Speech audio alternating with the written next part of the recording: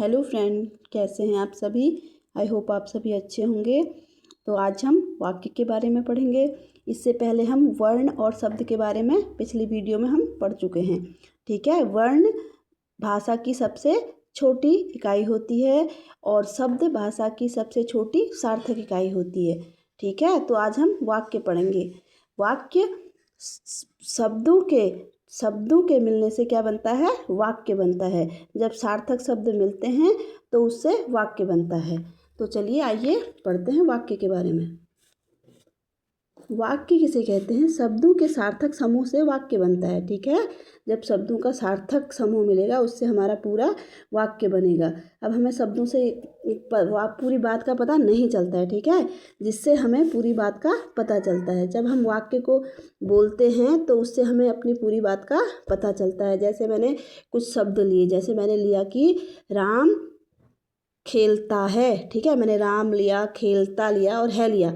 इन शब्दों से क्या बना? हमारा वाक्य बना। और इससे हमें पूरी बात का पता भी चल रहा है कि राम क्या कर रहा है? खेल रहा है। लेकिन अगर हम खाली शब्द लेंगे तो उससे हमें पूरी बात का पता नहीं चलता है। ठीक है, तो एक जो वाक्य होता है उसके दो अंग होते हैं, उसमें दो अंग होना जरूरी है।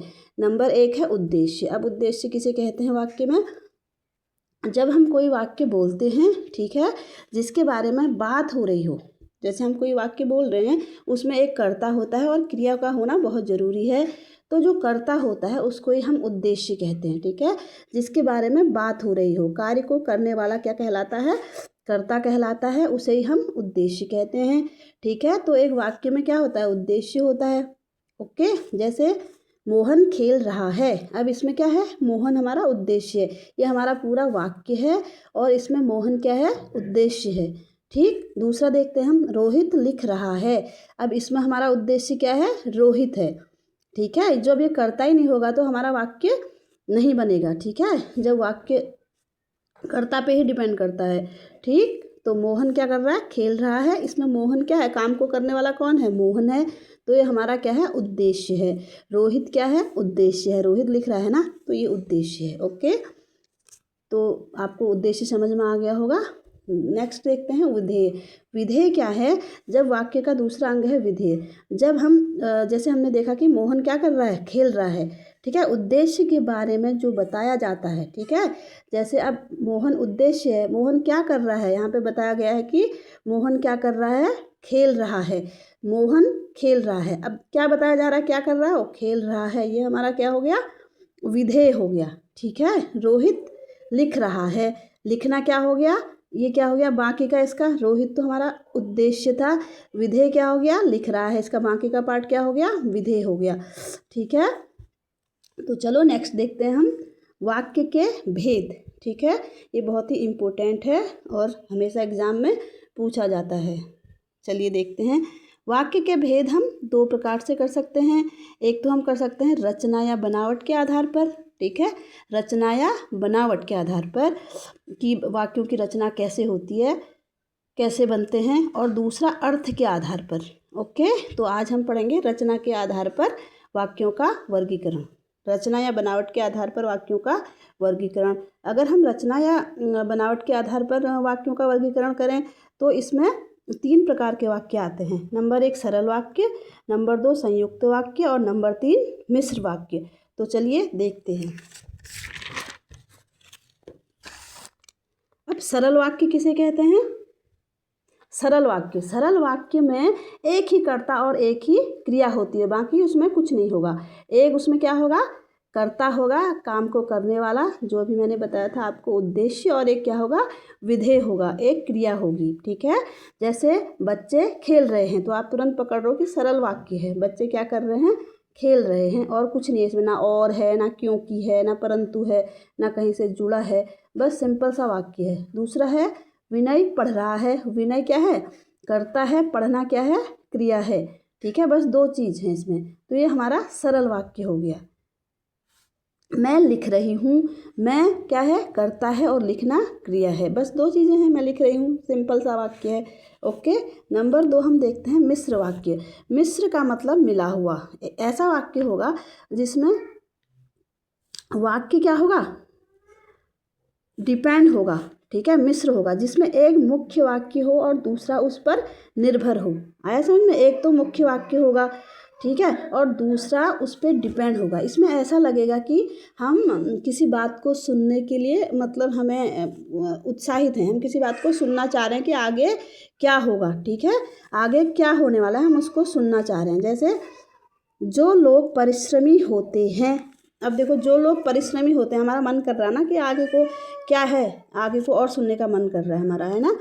जो लोग परिश्रमी होते हैं, अब आगे को और सुनने का मन कर रहा है, नहीं कर रहा आपका, तो इस पे डिपेंड है। देखो अभी वे सफल होते हैं, अब हमें पूरी बात पता चली ना, वे सफल होते हैं, इस पे डिपेंड है, ठीक है। जो लोग परिश्रमी होते हैं वे सफल होते हैं, दो वाक्य तो हैं इस पे, वे इस पे डिपेंड है, ठीक है, वे सफल होते हैं। दूसरा देखें, शिक्षक ने कहा कि, ठीक है, शिक्षक ने कहा कि सभी को गृह कार्य स्वयं करना है। शिक्षक ने कहा, अब शिक्षक ने क्या कहा हमें जानने की इच्छा हो रही है, नहीं हो रही है, ठीक है, ये इस पर डिपेंड है, ठीक है, कि क्या कहा शिक्षक ने, सभी को गृह कार्य स्वयं करना है, ठीक है, इस पे डिपेंड, जहाँ पे हमें और आगे को सुनने की इच्छा हो। आप ये यहाँ पे तुरंत आप देख सकते हैं कि आपको जहाँ पे लगे कि अभी और हमें सुनने की आवश्यकता है कि वो क्या बताना चाह रहा है, तो आप वहाँ पे मिश्र वाक्य लगा सकते हो, ठीक है।